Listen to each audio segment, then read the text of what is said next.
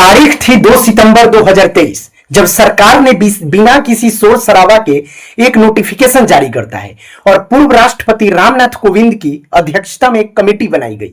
तब किसी को अंदाजा नहीं था कि पर्दे के पीछे कितनी बड़ी तैयारी चल रही है।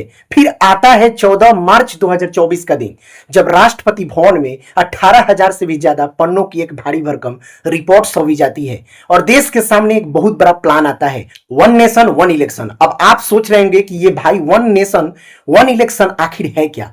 तो बहुत ही आसान भाषा में समझिए, सीधा इसका मतलब है कि देश के सबसे बड़ा चुनाव यानी पहला लोकसभा और दूसरा राज्य विधानसभा का चुनाव देश में इन दोनों को एक साथ कराया जाए। और सितंबर 2024 में मोदी कैबिनेट ने इस प्रस्ताव को हरी झंडी भी दे दी। लक्ष्य रखा गया कि 2029 से पूरे देश में सांसद और विधायक चुनाव के लिए वोटिंग एक साथ कराने की तैयारी है। अब सवाल उठता है कि सरकार ऐसा क्यों करना चाहती है? तो पक्ष यानी मोदी सरकार का मानना है कि बार बार चुनाव होने से हजारों करोड़ों रुपए बेफुजूल खर्च हो रहे हैं, तो इस पे रोक लगेगा और आचार संहिता लगने से पूरे देश में विकास का काम नहीं रुकेगा।